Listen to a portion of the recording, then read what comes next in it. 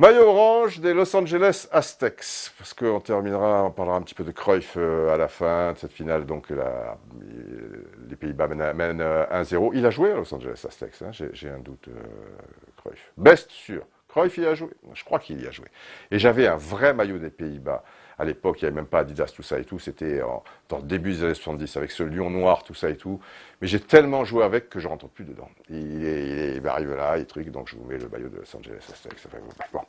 Allez, à vos Gloria, c'est pour la petite histoire. Je ne suis pas un fan de Mourinho. On termine, hein, suite et fin du blog pour et contre Mourinho, et puis après on passera à autre chose. Mais dire que ce n'est pas un meneur d'hommes, cela est faux. Non, non. C'est un meneur d'hommes. J'ai jamais dit que c'était pas un meneur d'hommes.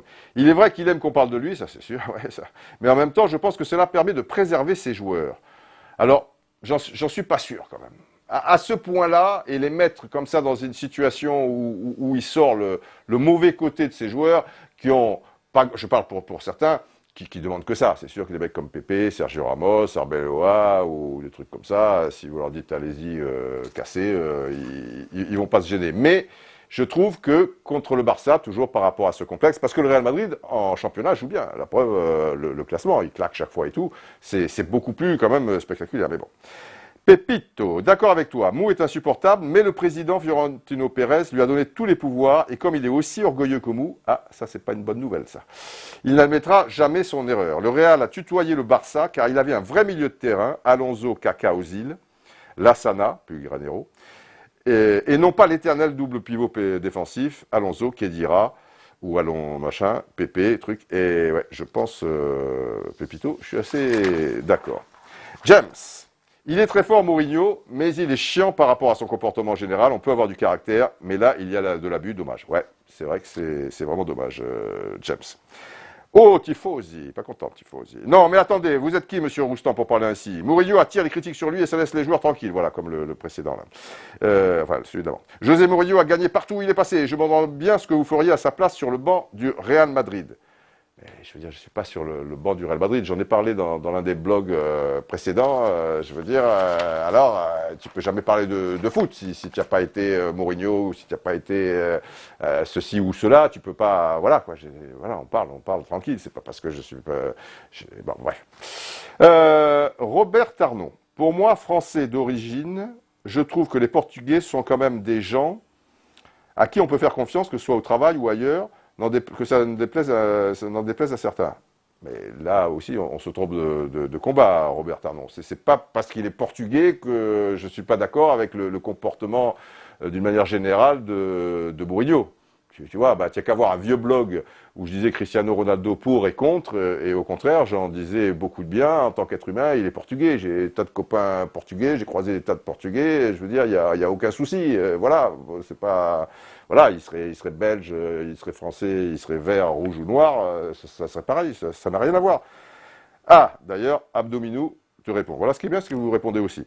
Mais tu les collectionnes, les commentaires à côté de la plaque, dit-il à Robert Tarnon. Ce n'est pas une question de pays, on parle de l'attitude déplacée d'un homme, pas celle d'un pays. Ben voilà. Et oui, tu vois, Robert Tarnon ne va pas, je comprends que ça puisse te toucher peut-être, mais c'est vraiment pas ça. Enguerrand, parlons un peu de foot. Alors, Didier, sur le but de Benzema, il n'a qu'à donner à Ozil, qui est seul face au but.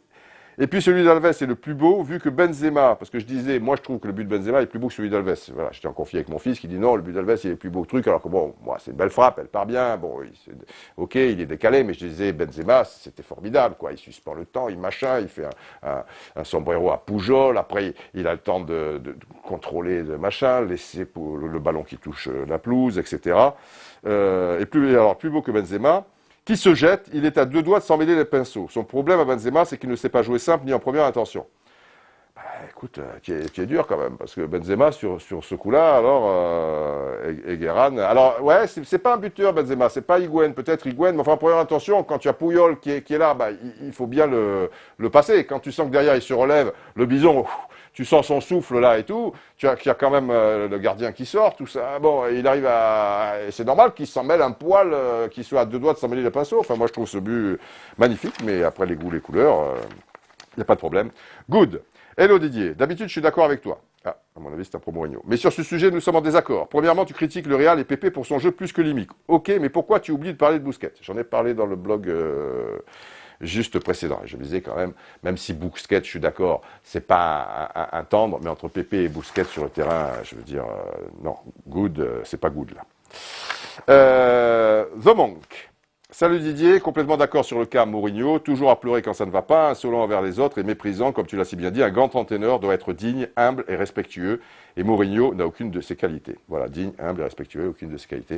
Ben, je suis tout à fait d'accord, The Monk. Je veux dire, c'est sûr que la défaite, ça fait pas plaisir, en plus dans des matchs comme ça, le grand rival. Petite parenthèse, un peu ras-le-bol aussi de ces classicos. Moi, je peux vous dire, j'ai vu les 2 derniers parce que j'étais obligé de bosser, mais sincèrement, si je bossais pas ce soir-là, j'aurais préféré m'occuper de ma femme, de mes enfants, de mon chien, ou de les 3 à la fois, ou d'aller me promener, ou regarder un bon film, ou je sais pas, dormir, écrire, enfin, parce que on en fait trop autour de ces matchs, et bien souvent, malheureusement, même si le match retour était quand même plus agréable, il y avait un peu moins de violence et tout, mais c'est toujours un peu le même topo, quoi. Et puis maintenant, on a l'impression que c'est les 2 seules équipes au monde. Faut pas exagérer. Il y a quand même d'autres équipes. Il y a d'autres matchs.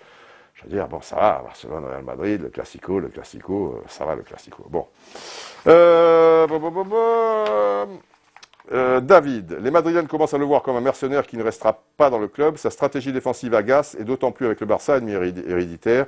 Tant que l'équipe directive ne pensera pas à long terme, le Real Madrid connaîtra des entraîneurs de ce type. Le Real Madrid gagnera sûrement la Liga cette année, mais en jouant contre son style de jeu. Certaines fois, j'ai l'impression de voir les équipes de RDA des années 80 qui jouaient le contre à 100 à l'heure.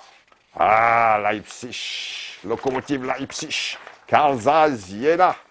C'est vrai que c'était Magdebourg. Matt Max, Mourinho, je suis aussi contre, bien entendu. Ceci étant dit, il y a vraiment quelque chose que j'ai du mal à entendre. Pépé, défenseur central, c'est un beau joueur, pas dans le même registre. Alors non, Matt Max, il faut revoir la vidéo. Je ne pense pas avoir dit c'est un beau joueur. Je dis que c'est un bon joueur à ce poste-là. Après, c'est vrai qu'il enfile encore un peu, mais pas des masses. Et je pense que c'est un bon joueur. En défense centrale. Un beau joueur, non c'est pas un beau joueur. Non. Alors si j'ai dit beau joueur, j'ai ma langue qui a fourché. Voilà, bon, allez, il y a les pour, il y a les contre, on va pas changer manifestement, c'est pas, enfin le but n'était pas de changer non plus, hein. Tous les goûts sont dans la nature, en tout cas, ça a réagi. J'en étais donc à 1-0 pour les Pays-Bas, les Oranges.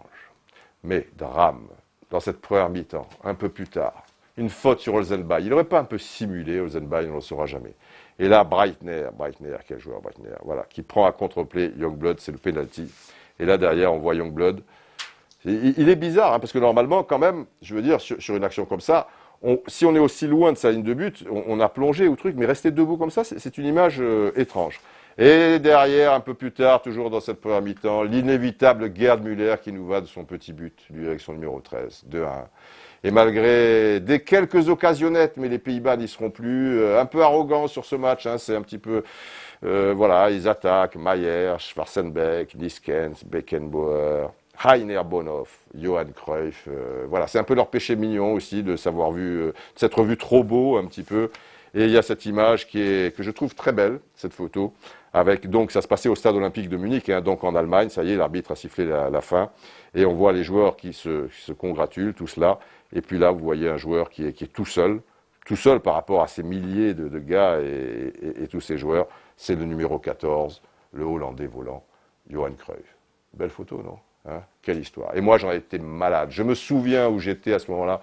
J'étais à Cannes sur un rocking chair. Je ne sais pas pourquoi j'ai regardé le match tout seul. Mon père n'était pas là ce jour-là. Pas de copains, pas de trucs, peut-être je sais pas.